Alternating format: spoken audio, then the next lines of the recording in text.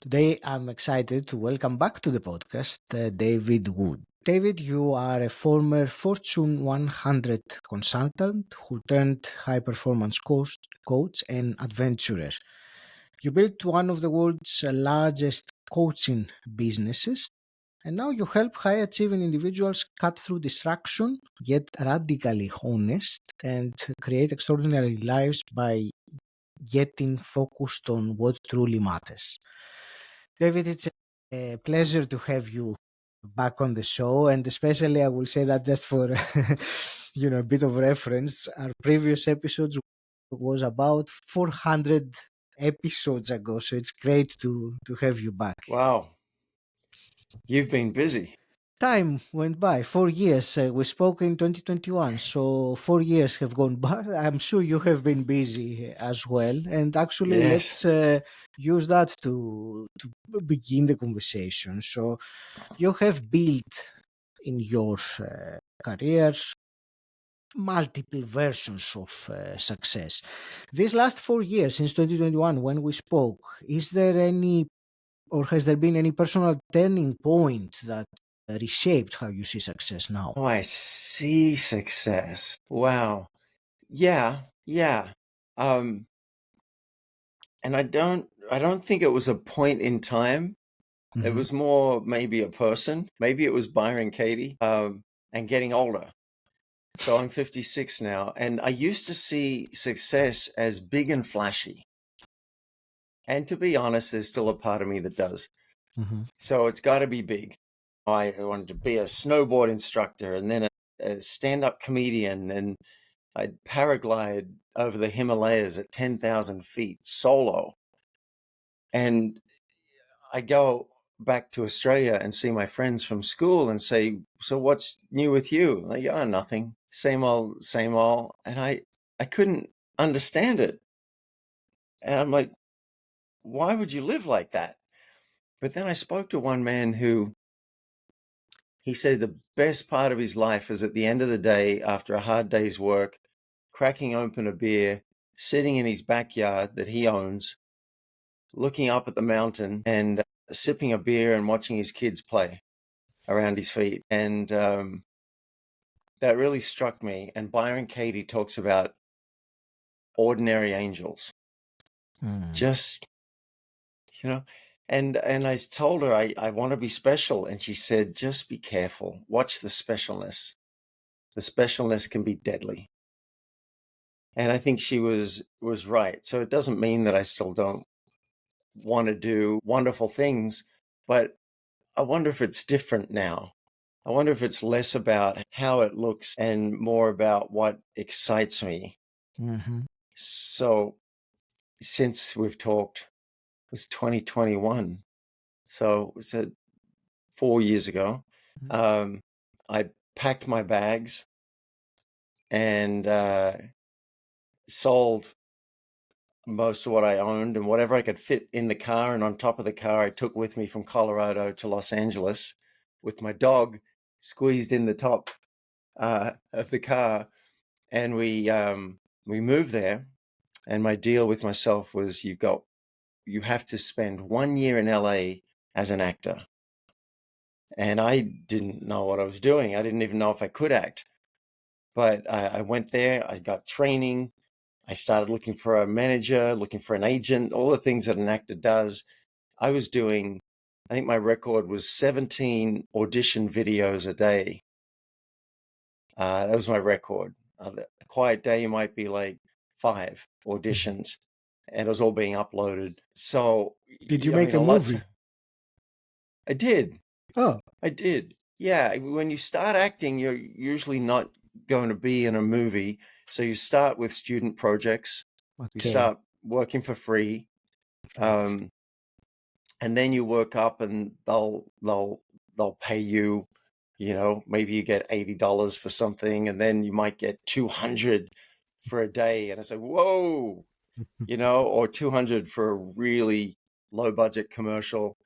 But then I got a couple of feature films. I got flown 3 times to Atlanta or Las Vegas. And sometimes they paid for my hotel and I was like, wow, Now I've made it. They're Right. willing to pay to fly me in rather than get someone local. And I did a commercial that I think the budget was maybe $1 million for this commercial, and it ran nationally in Australia for a year.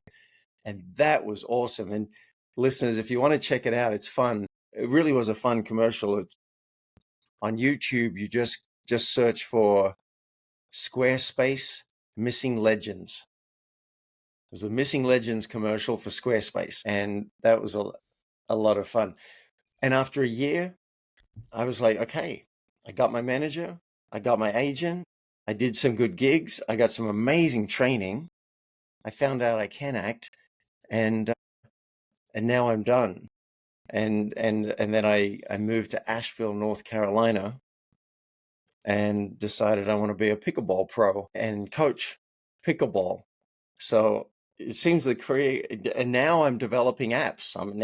I'm a software developer creating AI apps that I hope will change the world and bring us closer together, more intimacy, more vulnerability, more connection in our communication. It'll sit on your shoulder and track, with consent, track your conversations and whisper in your ear and say, hey, try curiosity now. Try questioning.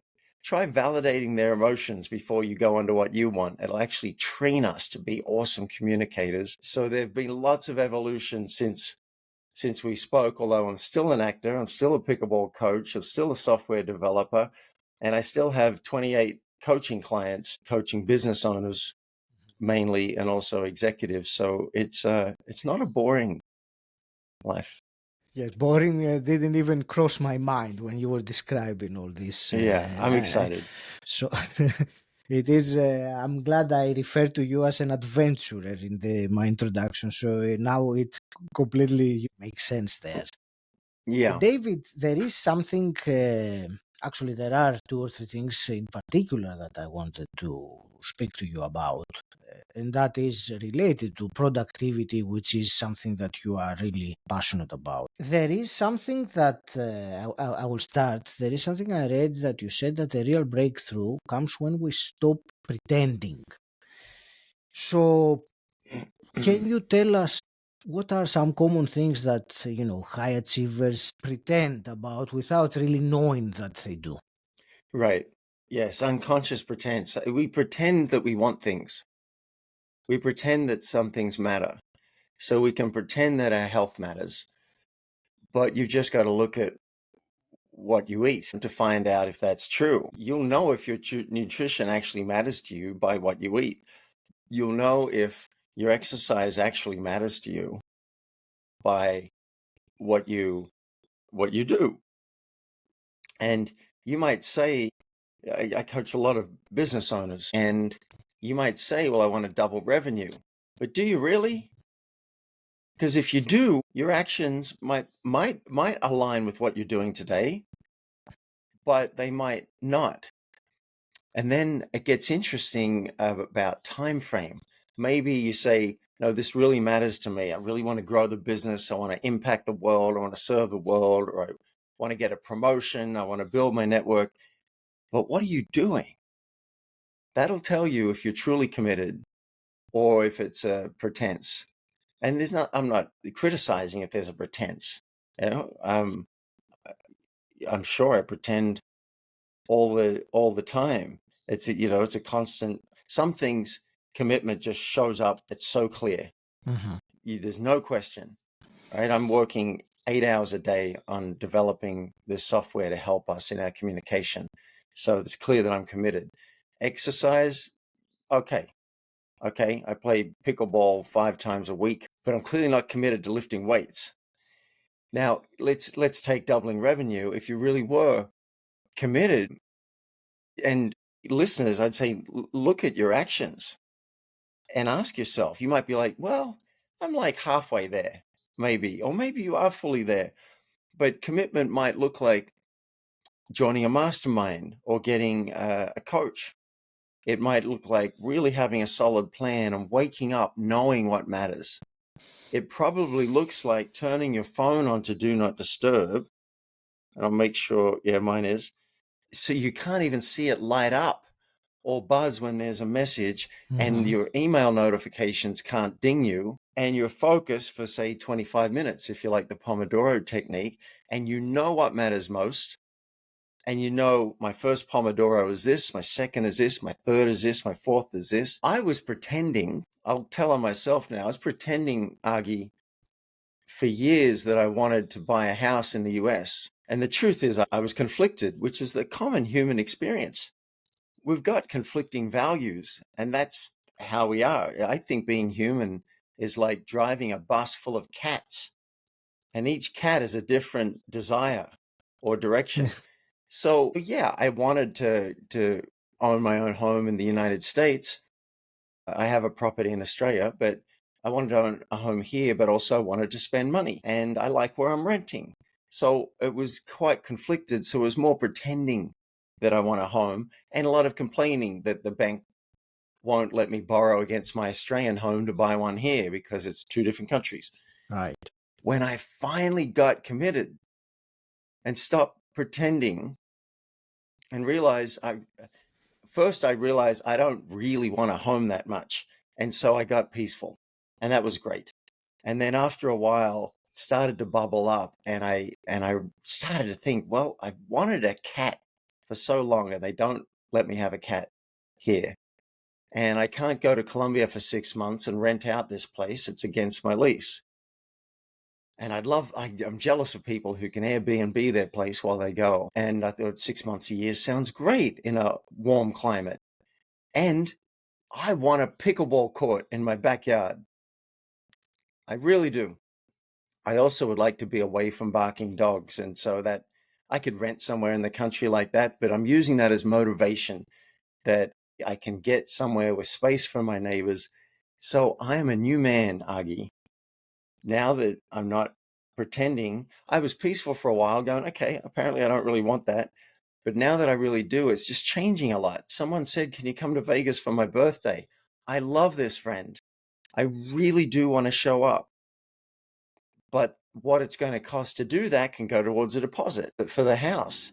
And so it's a whole different ball game now. I used to not work Wednesdays for 15 years. And when I say not work, I had no calls, no coaching calls, no meetings. So I could just do deep work on whatever I wanted to. I opened up Wednesdays. Maybe I'll open up Saturday mornings because there's demand for my coaching. If I want more clients, I can just add more time to the calendar. But everything changes when you're actually committed and you stop pretending. I'm not telling anyone you should stop pretending. No, it's fun to pretend that you want to be healthy, and you want to watch less TV, and you want to drink less alcohol or stop smoking weed. Nothing wrong with that. But if you can be honest about it, you can maybe be more at peace, and you may find that there's a part of you that's not okay with that. It's not okay with letting go the goal, and you might actually start getting aligned. And that gets very interesting when you're actually aligned on your goals. You can get behind it 100%. And I'm all about speed. I like achieving things at speed. It's fun for me. And I think it's partly why people come to me, because I'm like, well, how do you leverage this? How do you actually work less but do more of what matters? Wouldn't that be fun? Have more time off and achieve more? It's not crazy to do that. We've just got to get aligned and then stop with there's a bunch of ways we shoot ourselves in the feet when we're pretending. And if we start to focus and really get into productivity, it gets very interesting. When you said about committing, stop pretending and commit, I want to ask, what does that commitment look like? I'm sure it is more than just a decision, but what does that commitment look like? And you said also that there comes a point that you are aligned with your goals. And I think I haven't heard it described as such, but I know the feeling. I think the listener also has experienced what that feels like, even for brief amounts of time. When Or tell me a bit about the alignment or that moment that you feel it as well, but also the commitment. I want to hear more about that commitment because it really makes a big difference. I don't, the idea that the commitment's going to come from a moment, that it'll come from like something external that happens to you. I'm not interested in that because that takes control away from us Uh-huh. and it takes responsibility away from us. I think commitment is a choice. Commitment is not right or wrong. Commitment is a place to stand where you say, I'm responsible for my results and I'm going to show up. If you want to know what you're committed to, look at what you have in your life. That's what you're committed to. If you're smoking cigarettes, you're committed to something around that. If you've got kids and a family, there's a commitment. Even if you think you should be showing up better, you might be judging yourself. There's something so look at what you have. Look at your bank account. That's the level of wealth you're committed to because you have it. Vic Baronco is no longer with us, but he was a teacher who said, true intention is demonstrated by attainment, which was another way of saying you're committed to what you have. That's how you know. So what does it look like? You know it when you see it. If I'm thinking about this pickleball coaching, clearly I'm committed to being a pickleball coach because last month I had 20 pickleball clients in my boot camp. And, I'm feeling the energy slow down for that as I go into coding and app development. So, the commitment's slowing down, but I'm still coaching and people are getting great results. So clearly I'm committed to that. But am I committed to being a senior pro, a professional touring the country? I'd have to say no, because I think my mind goes to, well, what would that look like? It would look like having a coaching session for myself every week. It would look like probably lifting weights every morning because my last coach told me that's what I need to do. And I'm not doing that. So that's interesting. It's like, okay, apparently there's a bit of pretense there. Now I'm okay with that. And my priorities are shifting, but by looking at what you're doing, just ask yourself, if I was like Tony Robbins going for my goals, what would that look like? What would I do? What full out looks like. You might be like, look, this is more of a hobby, even if it's your job. Hmm. It might be like, well, it's kind of something I'm interested in. I've got a client, this is quite an edgy topic. I've got a client whose son has had 5 reportable accidents in his car in the past 2 years. 5 reportable. At least twice the car was completely written off. Each time he maintains that it was not his fault. Well, you got to be suspicious. 5 times? Okay. I used to be an actuary into statistics. Come on. It's not looking good. It's not looking good. So we started looking at, well, what's your commitment? What's your stand? And of course he's concerned. Of course he's worried. But he was really honest recently, really honest in looking at what a true stand would look like. Maybe pulling his son's license, maybe doing a bunch of research to see how other parents have turned their kids around. Maybe there's some scare tactics. But we looked at, getting a camera for the car, $3,000 for a camera that will monitor how often your eyes stray from the road Yeah. and monitor when quickly you brake and how quickly you accelerate and your speed, right? And he noticed that he hadn't bought them, hadn't bought the camera. He'd done some actions, but he hadn't gone full out. And he said, I wonder how scared I really am. I wonder. So this was actually, to be fair, this wasn't actually about commitment. It was like, I wonder how much I really think he's going to have another accident. How worried am I? Because if I was really worried, my commitment level to this might be different and might show up. So, and there was nothing wrong in our conversation. Nothing like, well, you should be this or you should be that. He's like, I wonder if I'm not as committed as I thought. I wonder if not as worried as I thought. And so he's in that investigation. I thought that might be useful to just look at. I love asking, like, what does full out look like?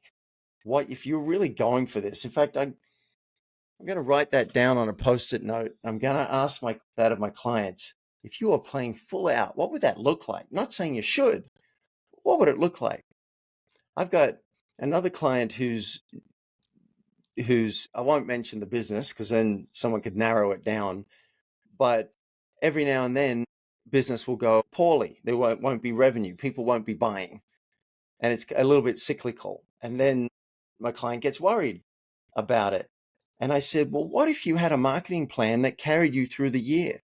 And what if you had goals for every single week and you pushed it and you made 20 calls every week and you did this? And what if you hired a salesperson, which you've never done, and trained them and gave it a shot? I could just see like what it could look like if you're really committed to financial peace and having consistent cash flow. And so we're having that conversation now to see, is that a place that they want to step into? Or is it like, I'd rather just do what I'm doing and I'll take the ups and downs. That's valid. My job is to hold up a mirror and say, which is it? Thank you.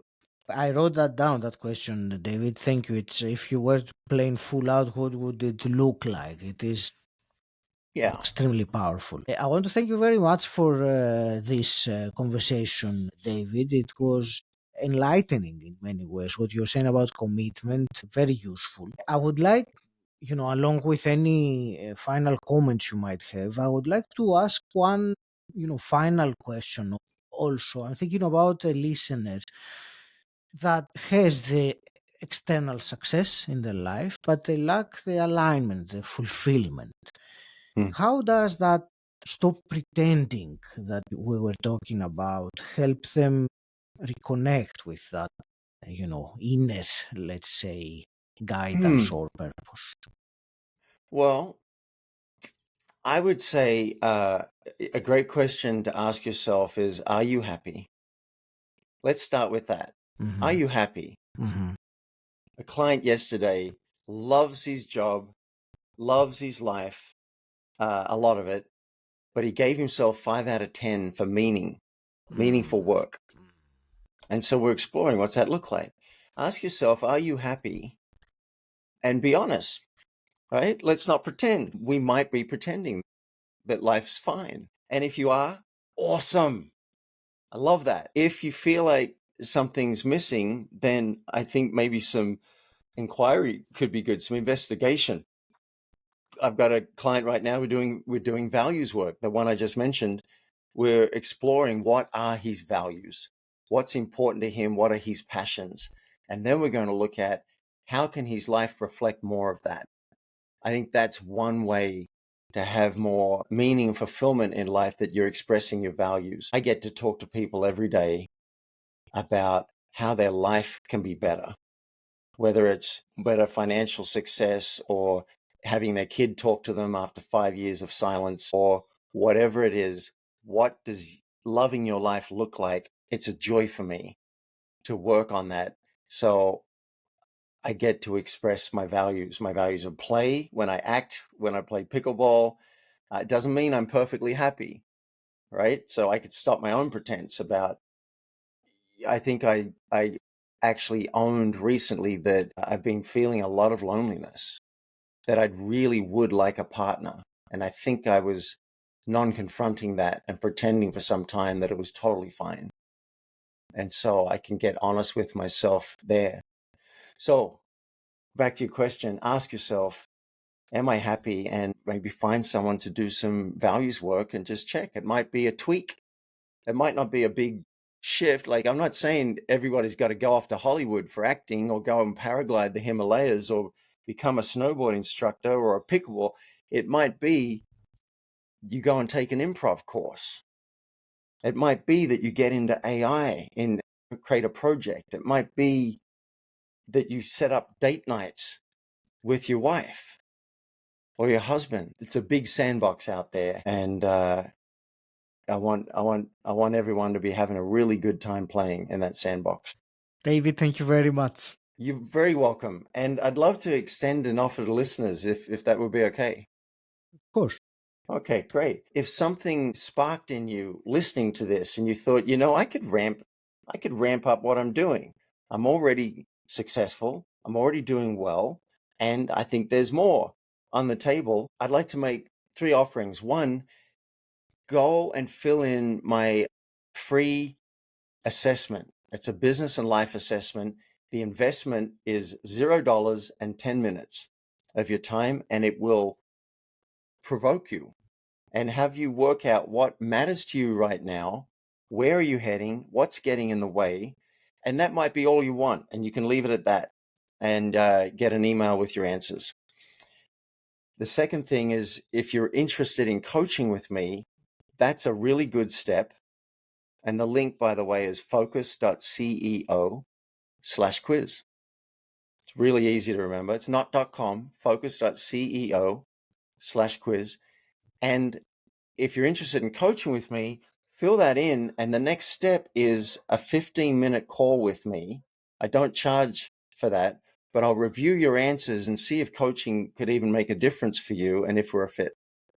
And I do that for free because it's how I find the right people to work with. And the third offering, if we do decide to work together, I've realized not everyone can afford $2,000 a month for a coach. If you're not earning over $250,000 a year, okay, if you are, it's a no-brainer to pay that for a coach. But if you're not, I've realized I don't think you should be paying that. So I'm happy to offer a sliding scale. If you mention in the notes Agi and sliding scale, I'll know when we get on the call that if we do decide to work together, it's not going to be 2,000. We'll pick something. I've gone as low as 300 with people. We'll pick a number that feels good and right for where you are right now in your business or your life. So focus.ceo/quiz. That's my offering if there's something that sparked and you want to take this further. Thank you, David. I appreciate you. Thank you, Agi.